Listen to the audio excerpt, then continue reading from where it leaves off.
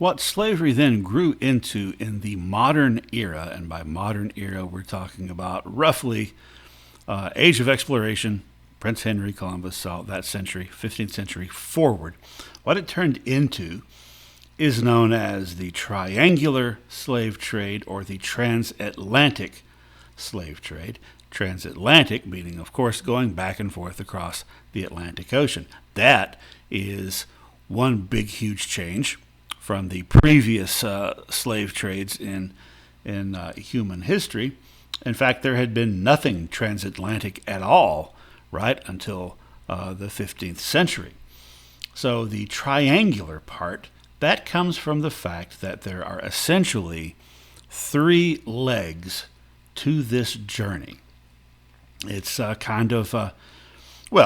is a triangle because there's three legs, but it's also, you could say, it's kind of circular in that it travels around and around. So let's start in our explanation of how this works with the first leg, which is represented by the black arrow there. Manufacturing. So let's say, just for the sake of argument, let's pick England as the country we're going to talk about. So the first leg of this whole thing is that a ship would depart from England heading south to the west coast of Africa. And that ship would be carrying trade goods. Trade goods to give to the African merchants there in return for buying slaves.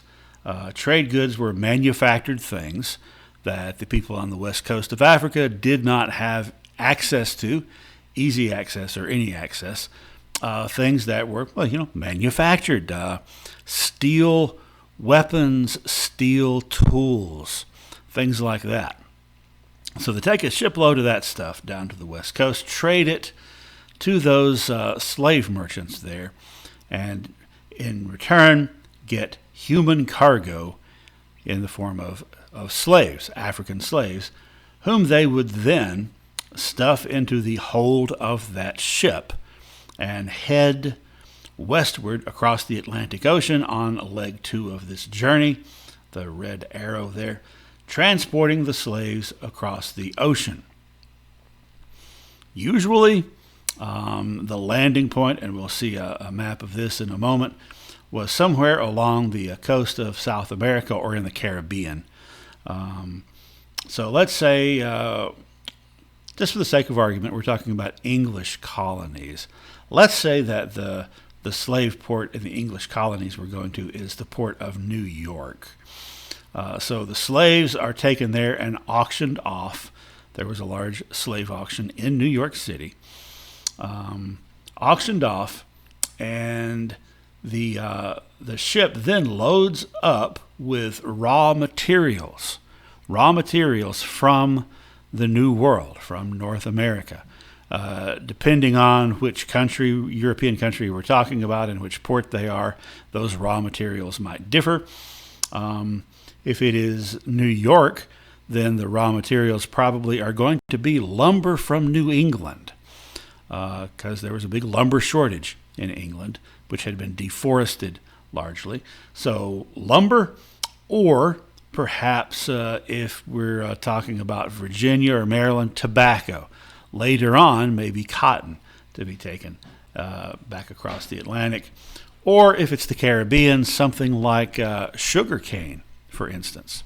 So those raw materials are loaded onto the ship, and the ship goes back now on the third leg, the white arrow there, back across the Atlantic Ocean, back, in this case of our example, to England, where they will unload those raw materials, which will be processed, taken to a factory and made into something, and then those manufactured goods are loaded onto the ship, and it goes back again down toward Africa to start the whole chain over again. It's like playing Monopoly. Every time you go all the way around the board, when you pass go, you get $200, right? Well, every time a loop of this is completed, the investors who have supplied the capital to equip this ship or the company that owns this ship, they get money, right? And then the process just continues going around and around and around. Now, looking at it from this great height on this big broad scale, we're looking at arrows and dotted line circles. It all is, all kind of an intellectual enterprise. But if you zoom in on that middle leg of the triangle, the transatlantic, the shipping of the slaves. Let's take a look at this image. This is an image of a slave ship, and it's kind of fuzzy because it wasn't really a good image that I found. But you can still, if you look closely, you see these things. It's a ship, right?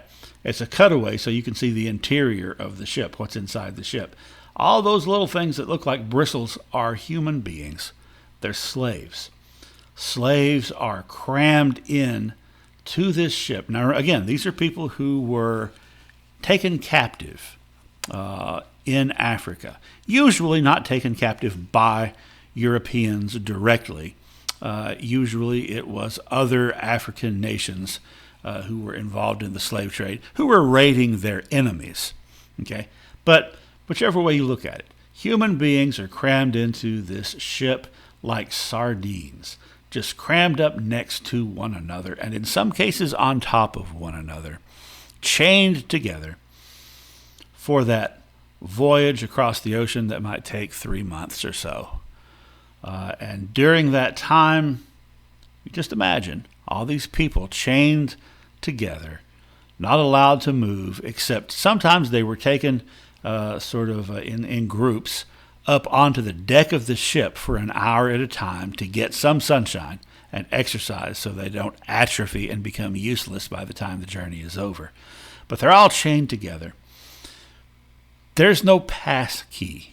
There's no bathroom break. You're crammed next to somebody. At some point, you've all got to go to the bathroom, and you just do it. At some point, someone's going to get sick and have diarrhea. At some point, someone's going to throw up. They just do it. And the sailors would come down with, every once in a while, with buckets of water and just slosh them over you to wash some of that away. But you're lying in your own filth and the filth of others. It was expected that some people would be lost, some cargo would be lost in the trip.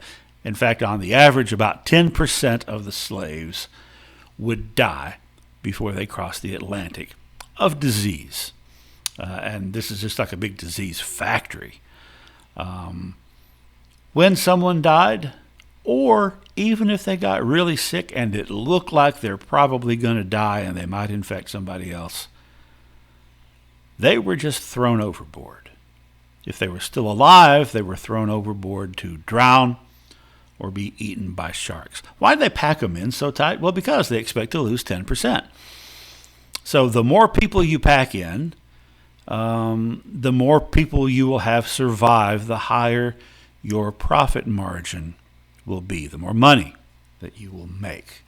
So now that is the reality of this whole thing.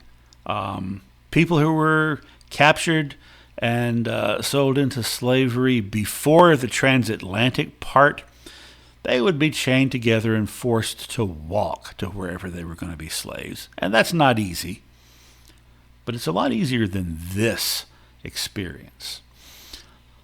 All right, well, we looked at a map earlier that showed the African slave trade before Europeans got involved. Now, let's take a look at a map that shows the African slave trade after Europeans got involved. So the place that the slaves are coming from has shifted. That previous map, most of the enslaving was going on in East Africa, with some in North Africa. Now you can see this area where the slaves are coming from all along the west coast of Africa. Came to be known as the Slave Coast. So now, These arrows show where slaves might wind up going.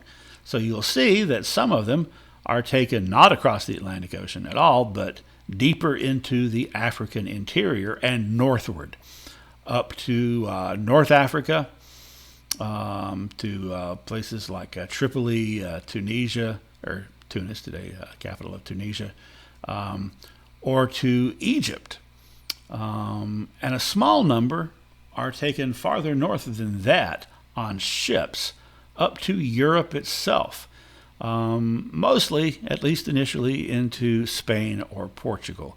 But there were slaves in the 1500s, 1600s, 1700s. There were slaves in all the European countries, just not a whole lot of them.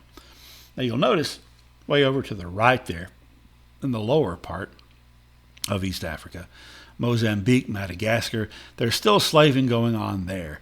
And those are the ones who would be taken up to Saudi Arabia and to the points that Arab slave trade supplied. Most of them, however, are going across the ocean. And as they go across the ocean, there are several possible destinations all along the eastern coast of South America, especially Brazil. Okay?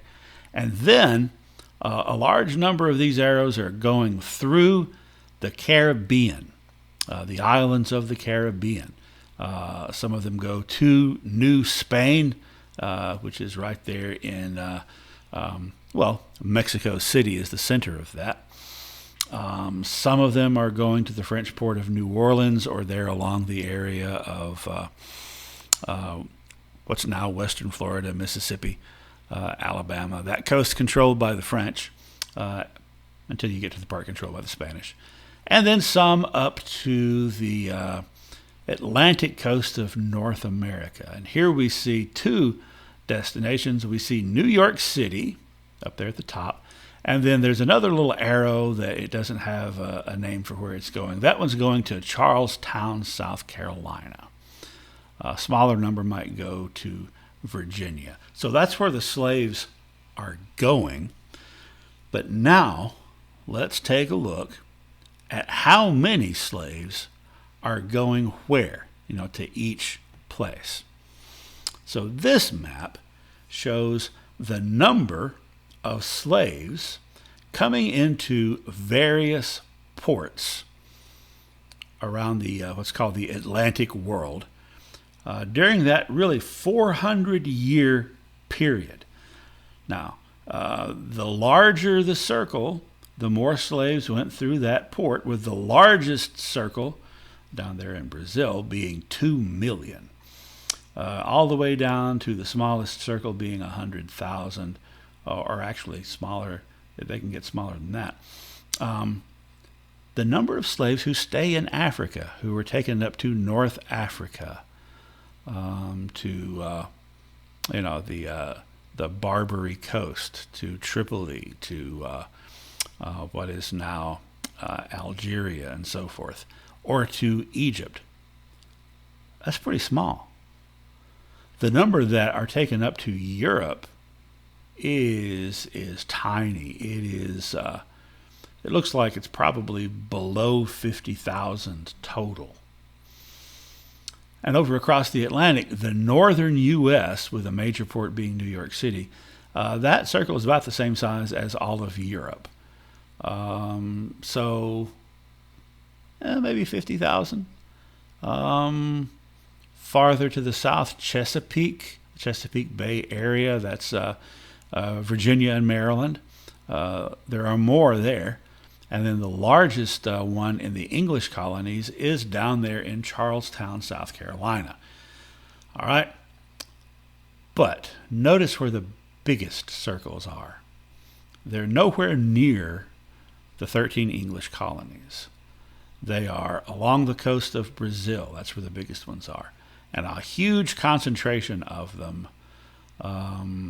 in the Caribbean and all those little islands. And if you put all that together, that is a huge chunk of the overall number of slaves over that 400-year period. So perhaps when you think of the transatlantic slave trade, you've always thought of slaves being transported from Africa across the Atlantic to the South, the southern colonies or the southern United States. As you can see, that did happen, but that was only a tiny fraction of what was going on. In fact, of the estimated 13 million slaves, 13 million human beings taken forcibly from Africa, 11 million of them were sent across the Atlantic Ocean to the New World, North and South America.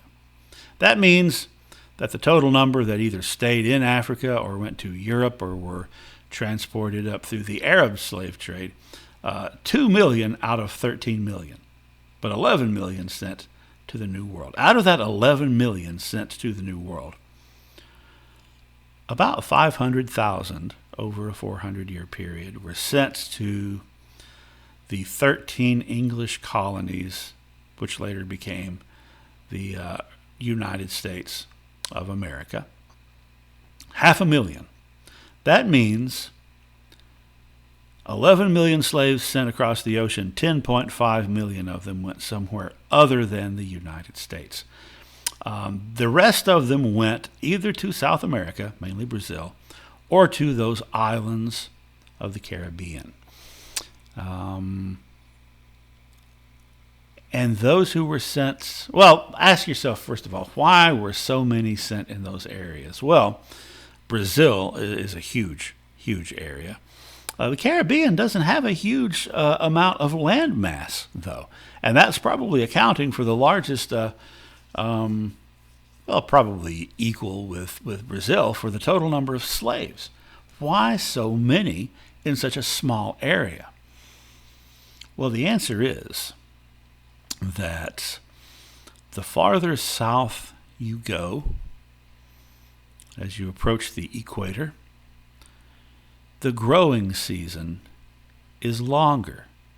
There is no winter in the sense of snow and frost and stuff like that. So you can actually grow stuff year round.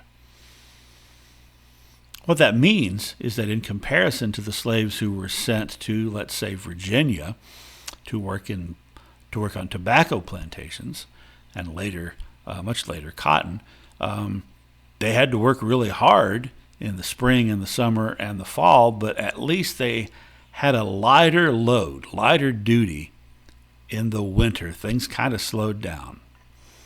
In the islands of the Caribbean and in South America, Brazil particularly, things never slowed down. You didn't get a break. And the owners of those plantations, particularly the extremely lucrative sugar plantations in the Caribbean, the owners of those plantations figured out that it is cheaper to work your slave to death and then buy another slave than it would be to keep that slave alive by providing them with adequate food, shelter, and medical care. That's why so many slaves went to these areas. They died after not a very long time, usually.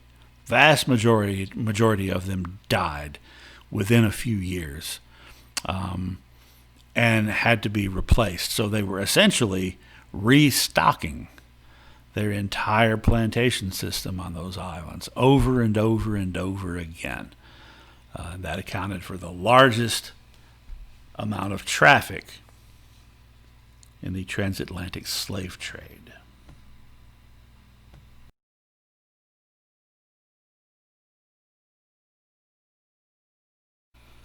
Well, let's zoom in on those Caribbean islands. The jewels of the Caribbean. Jewels because for all of these different colonial powers who were active in the New World, England, France, and Spain, the most lucrative possessions and colonies that they have are the ones on these islands, which may be hard to believe considering how small they are geographically. But these islands are the places where they were able to produce the most lucrative goods. Sugar. Sugar was huge. Okay, both as sugar and as rum, which it was distilled into, as well as coffee. Got to have a little sugar in your coffee. Can't have either one without this plantation, without the plantations growing them here in this area. Well, you could have them, but you'd have to get them through the traditional means of going through the Middle East. Anyway, here are some of the big colonies on the island of Hispaniola, where Columbus first landed and established the town of Santo Domingo, which is still there in the capital of the Dominican Republic. Spain controlled that island, but France was able to establish a foothold on the western half of the island, and France had its own colony on that island. So the Spanish colony on the island was called Santo Domingo. The French colony was called Saint-Domingue, which, by the way, is how you pronounce it, Domingue. In French, you nasalize an I if it comes before an M or an N. Anyway, what does Saint-Domingue mean? Saint-Domingue is French for Santo Domingo, which is Spanish for Saint Dominic. So that was the most lucrative possession of the French. They also had their second most lucrative possession, the island of Martinique. Cuba, of course, had Santo Domingo. They also had Spain. Spain also had Santo Domingo, but they also had Puerto Rico, various other islands. And Cuba was the biggest money maker for Spain. For the English, they established colonies in the Bahamas and Barbados, and then later they took away Jamaica from the Spanish. So Bahamas, Barbados, and later Jamaica, with Barbados being the most lucrative for the English. And the plantation system on all these islands, no matter who the European colonizer was, worked the same way. That whole thing of working people around the clock, around the calendar, working them to death, because it's cheaper to replace them with new slaves. The Spanish did that, the English did that, and the French did that in these islands. All right, well, back over in the 13 English colonies along the Atlantic coast of North America, by the end of the 1600s, plantation agriculture, and that was mostly tobacco, although it was starting by the late 1600s to branch out to some other things. It had three sources of labor. You had indentured servants, poor white people from Europe. They did the bulk of the labor for the first half of the 1600s. And then you had slaves brought in from Africa beginning in 1619. The first African slaves arrived in Jamestown, Virginia, and that was the English's first experience with the transatlantic slave trade. The English established those colonies in Barbados and the Bahamas in the 1620s. So the first English use of slaves, period, was in Virginia, but quickly spread to the Caribbean. And then also, a large amount of the labor was being done by American Indians who had been enslaved by Europeans, or the Europeans were doing the same thing with the Indian tribes that they'd been doing with African tribes in West Africa, that is, offering to buy all their captives. Which made those tribes start fighting one another more often for the express purpose of capturing enemy people to sell. So these three, poor white people black slaves and Native American slaves did the labor in the Chesapeake, in Jamestown, in Virginia, in Maryland, often working side by side, day in and day out. But over the course of that century, things began to change, which we've already talked about. The whole thing that happened with Bacon's Rebellion, as more and more white indentured servants were actually living long enough to end their indenture and get their freedom, and they wanted land, but there's no land left. And so you've got a whole bunch of restless, angry, poor white people that lead to a rebellion. And as we discussed just a short time ago, after that happened, the English authorities, the plantation owners, the colonial government, no longer wanted to have a whole lot of poor white people being imported in as indentured servants because they viewed that as dangerous. So fewer indentured servants. That left the majority of the labor to be done by the African slaves and the Native American slaves. And by the way, there were, in Charleston, South Carolina in 1700, there were more Native American slaves than there were African slaves in the year 1700. So poor white people are taken out of the equation. Well, let's talk about Charlestown or Charleston, and let's talk about the Carolina colony. It was established in 1665, chartered in 63, established in 1665. Later on, around 1700, it was divided into two colonies, North and South Carolina. But the people who settled the Carolina colony, they were English, but they were very different from the English colonists who had come in and settled initially in Jamestown or at Plymouth up there in New England. In fact, the colonists coming in, especially the ones coming in with the money, with capital, were coming in not directly from England, but from Barbados. Now, how do you get English people coming from Barbados? Well, remember, Barbados, I said, was a hugely lucrative colony for England. They used a lot of slaves there. And there were some very wealthy families, very wealthy English families that owned those plantations. Now, your average family might have several children, of which more than one of them might be a son. But, tradition was that when dad gets ready to, shuffle off this mortal coil or kick the bucket or whatever, his plantation is inherited by his eldest son. What happens to his second eldest son or his third eldest son? Well, they're kind of out of luck. A lot of those second and third sons would join the military or join the priesthood. But the opening up of this colony was an opportunity for some of those second or third sons, with backing from dad, providing them with some money, some capital to get started, to go into this new English colony in Carolina and set up plantations there. And they're not growing tobacco throughout all of this colony. The northern part, what would later be North Carolina, they were growing tobacco just like they were in Virginia and Maryland.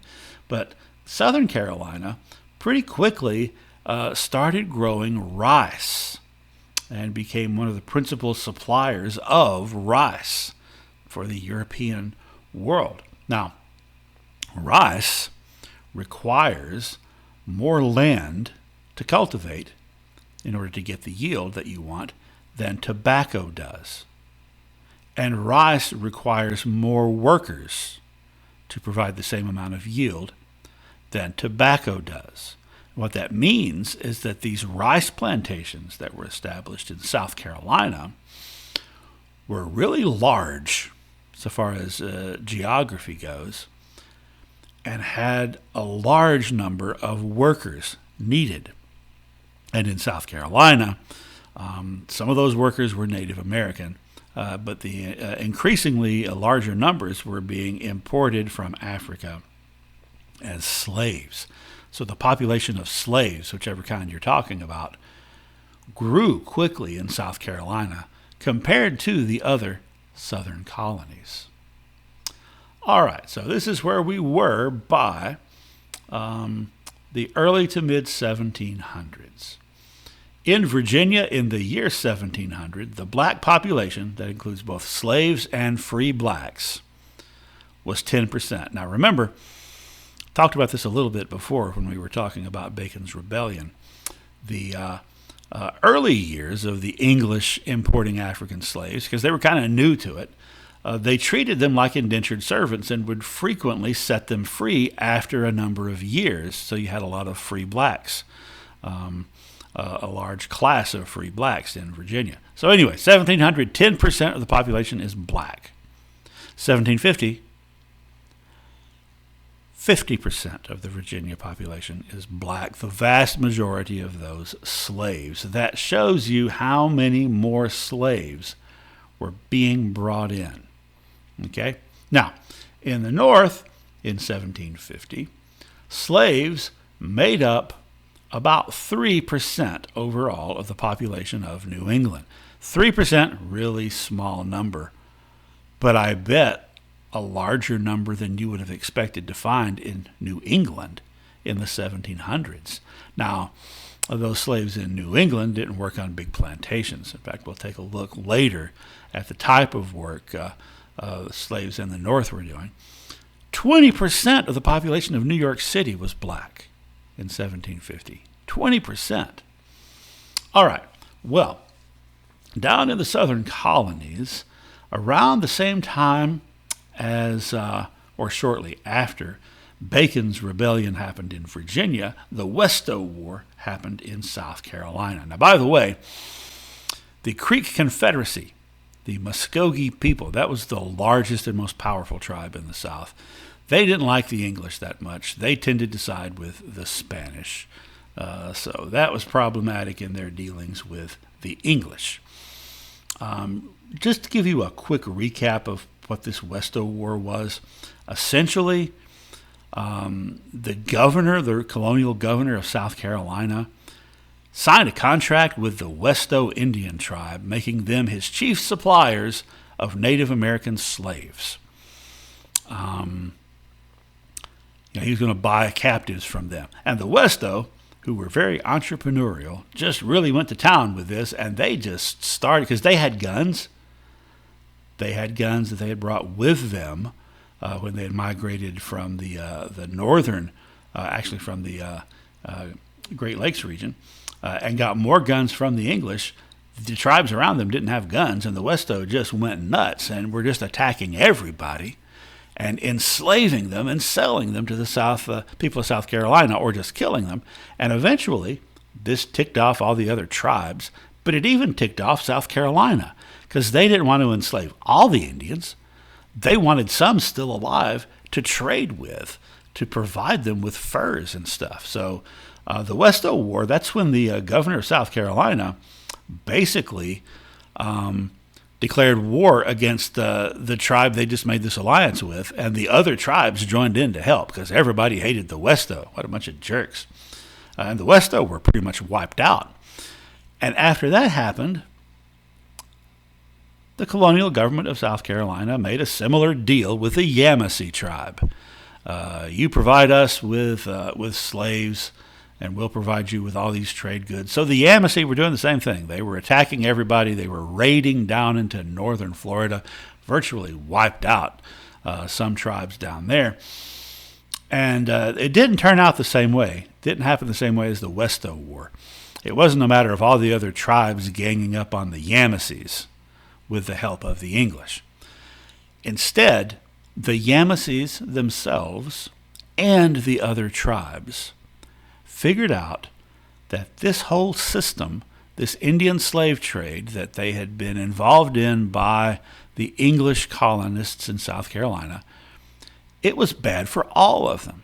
Now, the Yamasees might be able to raid other tribes and capture people and then sell them and make some money in the short term or get some trade goods. But in the long term, it was hurting everybody.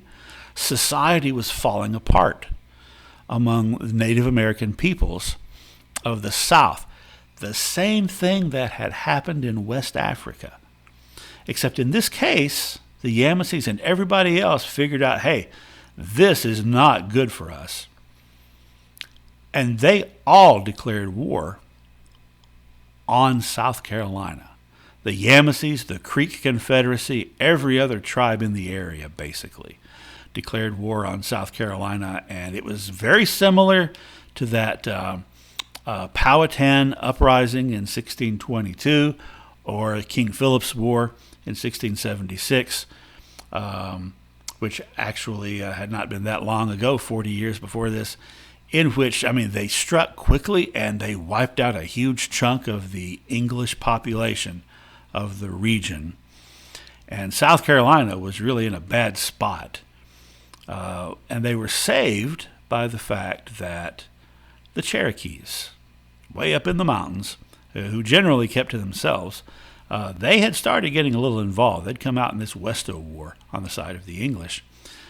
They were persuaded to join the side of the English against the other Indian groups. And that helped make the difference. The Cherokees joining in to help South Carolina helped South Carolina win this war, which was a very bloody war. The result of that war, this is why the Yamasee War is so important. The result of the Yamasee War, kind of like Bacon's Rebellion, when it was all over with, the English colonists in the South concluded it is not a good idea to use Indians as slaves. Not a good idea at all. It doesn't work for us. Remember, they stopped using white indentured servants because it kind of created this large class of poor white people that could cause problems. Well, Indians wound up not being as good an option as African slaves for this kind of labor. One reason was that Indians died off more quickly because they had less resistance to disease. Other factors included the fact that, if a Native American escapes, they know where they are and they know how to get away, unlike these poor African people who had just been transported across an ocean. If they escape, they don't really know where they're going. And they can't really blend in that well, but Indians can. But the biggest factor is that when you enslave Indians, unlike Africans, they have friends and relatives living close by with guns and will kill you. So they stopped using Native Americans as slaves shortly after they stopped using white indentured servants. So by 1720, plantation labor in the South was done completely and exclusively by African slaves.